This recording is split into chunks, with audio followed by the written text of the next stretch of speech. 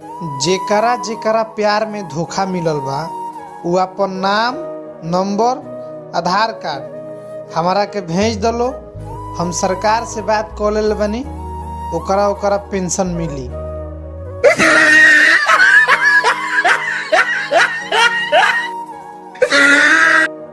अच्छा, ऑनलाइन अइला पर कुछ लोग लागेला पूछे कि का करत रहो। अरे भाई, ऑनलाइन आके मोबाइले नु चलावल जाला कि ऑनलाइन आके गोबर पाथल जाला।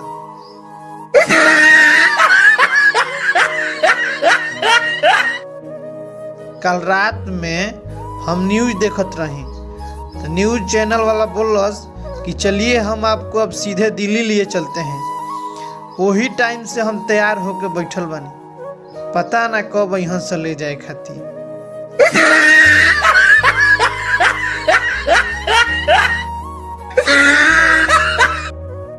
हम सोचतानी कि ऐसा लड़की से बियाह करी जमन दिन भर में 3-4 बार हमारा के देव चाय बना के।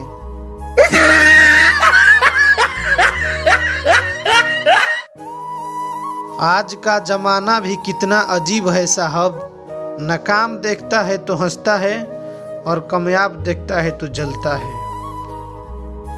हम सोचतानी कि ऐसा लड़की से शादी करी जौना के दोनों बड़े बड़े होखे, मतलब सपा ना आया हौसला।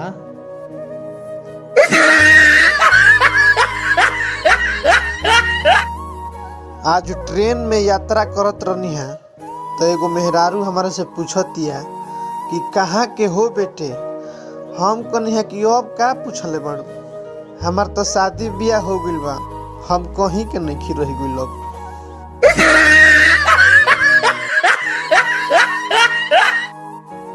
जल्दीबाजी के काम शैतान के होला, यही से हम हर काम लेट करेनी, लेट सुतेनी, लेट जागेनी, और देरी तक मोबाइल चलावेनी।